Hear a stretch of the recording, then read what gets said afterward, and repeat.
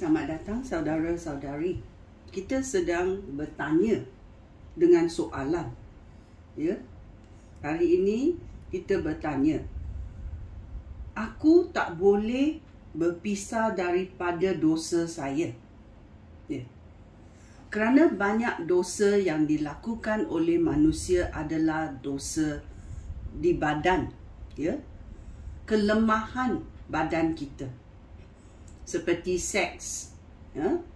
Kita tengok girlfriend kita sangat cantik atau boyfriend kita sangat handsome, kita mahu bermadu dengan mereka. Dan kita selepas melakukannya, kita bertaubat, tetapi kita masih mahu melakukannya. Bagaimana kita boleh berpisah daripada dosa kita? Ya? Sekali kita buat, ya, macam kita mencuri sekali, dan dia menjadi kebiasaan kita mengambil benda dengan tidak mengindah-indahkannya lagi, ya, moral kita jatuh dah. Seperti kita tipu, kita selalu cakap tipu dan ia menjadi satu kebiasaan. So bagaimana kita boleh memisahkan daripada dosa? Ya, jawapannya adalah penyelamatan adalah satu pilihan untuk hidup atau mati. Ya, ini sangat besar amarannya. Ya, penyelamatan itu, penebusan dosa itu adalah pilihan untuk mahu hidup atau kamu mahu mati. Ya. Oleh itu dalam Lukas babak 13 ayat 3 dia berkata, ya, kecuali kamu bertaubat daripada dosa, kamu semua akan binasa seperti mereka. Kerana mereka itu tidak bertaubat. Ya, walaupun mereka bertaubat, ada kalanya mereka bertaubat kerana tertangkap. Ya. Bukan betul-betul nak bertaubat. Ya. Dan ini berlaku, kita akan berbalik kepada dosa kita. Ya. Oleh itu Tuhan berkata, kecuali kamu bertaubat daripada dosa, kamu semua akan binasa. Ya. Kerana kita tidak boleh hidup satu cara dan kita mati satu cara yang lain. Ya. Dalam Galatia babak 6 ayat 8. Okey, Galatia babak 6 ayat 8 berkata, jika seorang menanam menurut tabiat manusia, dia akan menuai kematian. Ya, menggunakan nafsunya sendiri, badannya sendiri. Apa berlaku? Dia menanam menurut tabiat manusia, dia akan menuai kematian. Tetapi jika dia menanam menurut pimpinan Roh Allah, dia akan menuai hidup sejati dan kekal daripada Roh Allah. Ya. Bila kita menerima penyelamatan Yesus Kristus, Roh Allah yang suci, ya, diberi oleh Yesus Kristus kepada kita supaya Roh Allah boleh memimpin kita. Itulah dia berkata, ya, jika kita menanam menurut pimpinan Roh Allah, kita mendengar arahan Roh Allah, Roh Allah akan menuai hidup sejati dan kekal kepada kita. Ya, iaitu dalam Galatia babak 6 ayat 8. Dalam Wahyu babak yang terakhir dalam Alkitab, ya, babak 21, ya, ayat 8. Wahyu babak 21 ayat 8 berkata, tetapi pengecut, pengkhianat, orang yang melakukan perbuatan cabul, pembunuh, orang yang lucah, orang yang mengamalkan ilmu gaib, penyembah berhala, dan semua pendusta akan dibuang ke dalam lautan api dan belerang yang bernyala-nyala, iaitu kematian tahap kedua. Ya. Kematian tahap kedua adalah orang yang tidak mahu bertaubat. Dan selepas dia mati, dia dihakimkan oleh Tuhan.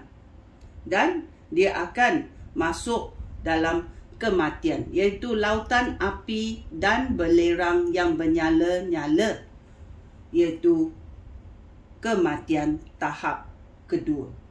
Ya. So ini sangat mengerikan, ya, kalau kita tidak mau bertaubat daripada dosa. Ya. Kita tidak boleh menebus dosa dengan tenaga kita sendiri. Ya. Bolehkah kita ampunkan diri kita sendiri? Dosa itu telah dibuat. Ya. Oleh itu, siapa datang? Dalam Yohanes bab 8 ayat 36. Yohanes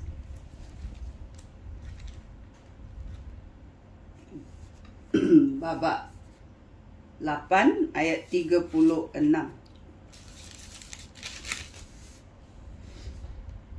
Oleh itu, jika anak membebaskan kamu, iaitu anak Allah, Yesus Kristus membebaskan kamu, kamu benar-benar bebas. Ya.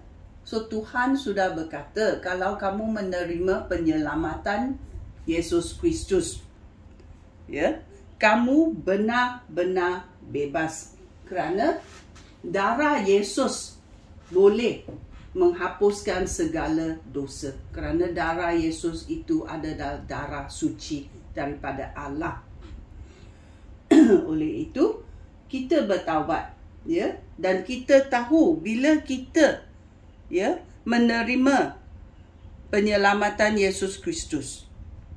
Yesus Kristus, anak itu membebaskan kita, dan kita benar-benar bebas. Ya. Dalam Filipai bab 4 ayat 13. Filipai bab 4:13 berkata, dengan kuasa yang diberikan oleh Kristus, aku berdaya menghadapi segala macam keadaan. Ya. So kita tahu kita tidak boleh guna tenaga kita sendiri. Kita mesti panggil Tuhan untuk menolong kita. Bila Tuhan bersamping kita, kita dapat menghadapi segala macam keadaan. Ia ditulis dalam Filipai bab 4 ayat 13. Ya, Tuhan boleh menguatkan kita dalam segala macam keadaan. Ya. Oleh itu, kita bergantung kepada Roh Kudus Allah yang memimpin kita, yang berdamping dengan kita. Ya. Dalam Ibrani bab 7 ayat 25 juga berkata, oleh itu,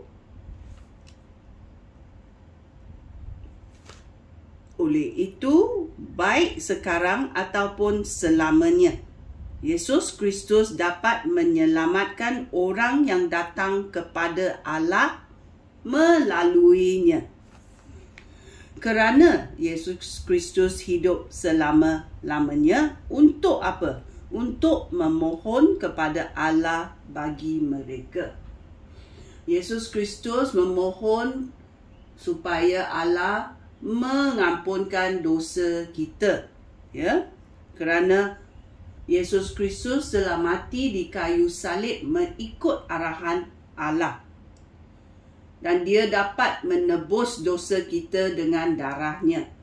Oleh itu, dengan perbuatannya di kayu salib, dia dapat menyelamatkan orang yang datang kepada Allah melaluinya, kerana dia hidup selama-lamanya untuk memohon kepada Allah bagi mereka.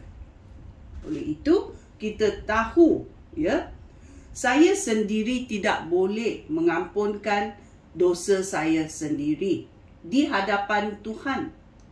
Saya perlu seorang penyelamat. Penyelamat yang suci.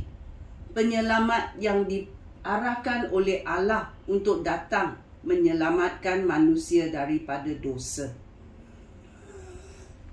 Penyelamat ini adalah Yesus Kristus. Oleh itu, dengan tenaga Yesus Kristus, saya dapat melakukan segala keadaan. Ya, oleh itu kita tahu jawapannya, ya, kerana penyelamatan itu adalah satu pilihan. Kamu mahu menerima hidup atau kamu mahu menerima kematian. Pilihan. Pilihlah dengan was-was. Sekian, terima kasih. Shalom.